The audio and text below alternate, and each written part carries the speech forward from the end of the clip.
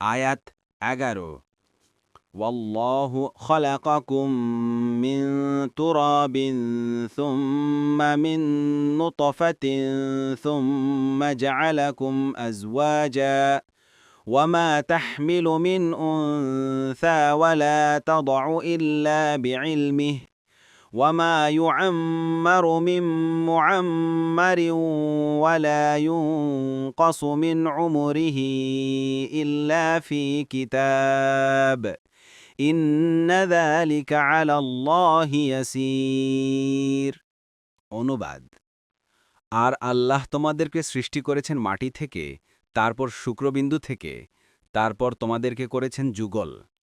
আল্লাহর অজ্ঞাতে কোনো নারী গর্ভধারণ করে না এবং প্রসবও করে না। আর কোনো দীর্ঘায়ু ব্যক্তির আয়ু বৃদ্ধি করা হয় না এবং তার আয়ু হ্রাস করা হয় না, কিন্তু তা রয়েছে কিতাবে। এটা আল্লাহর জন্য সহজ।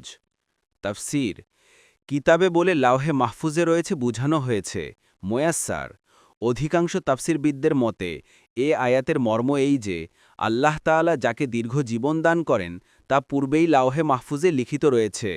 অনুরূপভাবে স্বল্প জীবনও পূর্ব থেকে লাওহে মাহফুজে লিপিবদ্ধ থাকে, যার মর্ম দাঁড়ালো এই যে এখানে ব্যক্তিবিশেষের জীবনের দীর্ঘতা বা হ্রাস বোঝানো উদ্দেশ্য নয়, বরং গোটা মানবজাতি সম্পর্কে আলোচনা করা হয়েছে যে তাদের কাউকে দীর্ঘ জীবন দান করা হয় এবং কাউকে তার চেয়ে কম।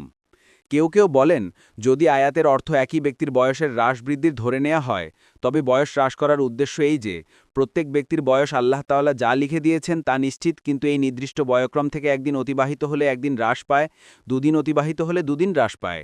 এমনিভাবে প্রতিটি দিন ও প্রতিটি নিঃশ্বাস তার জীবনকে হ্রাস করতে থাকে। রাসূলুল্লাহ বলেন, যে ব্যক্তি চায় যে তার রিজিক প্রশস্ত, জীবন দীর্ঘ হোক, তার উচিত আত্মীয় স্বজনদের সাথে সদ্ব্যবহার করা। বুখারী 2067, মুসলিম 2557। এই হাদিস থেকে বাহ্যিকভাবে জানা যায় যে আত্মীয় স্বজনদের সাথে সদ্ব্যবহারের ফলে জীবন দীর্ঘ হয়।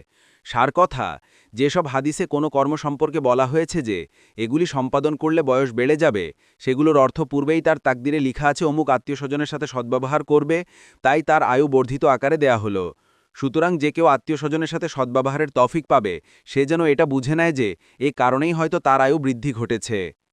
2 নং ফুটনোটের বিবরণ: যেমন অন্য আয়াতে আল্লাহ বলেন, হে মানুষ, পুনরুত্থান সম্পর্কে যদি তোমরা সন্দেহে থাকো তবে অনুধাবন করো, আমরা তোমাদেরকে সৃষ্টি করেছি মাটি থেকে, তারপর শুক্রবিন্দু থেকে, তারপর আলাক বা রক্তপিণ্ড বা লেগে থাকে এরকম পিণ্ড থেকে, তারপর পূর্ণাকৃতি অথবা অপূর্ণাকৃতি গোষ্ঠপিণ্ড থেকে, যাতে আমরা বিষয়টি তোমাদের কাছে সুস্পষ্ট রূপে প্রকাশ করি। আর আমরা যা ইচ্ছে তা এক নির্দিষ্ট কালের জন্য মাতৃগর্ভেই স্থিত রাখি, তারপর আমরা তোমাদেরকে শিশুরূপে বের করি, পরে যাতে তোমরা পরিণত বয়সে উপনীত হও। তোমাদের মধ্যে কারো কারো মৃত্যু ঘটানো হয় এবং তোমাদের মধ্যে কাউকে কাউকে হীনতন বয়সে প্রত্যাবর্তিত করা হয়, যার ফলে সে জানার পরেও যেন কিছুই আর না জানে। সূরা আল হাউজ এর 5 নং আয়াত।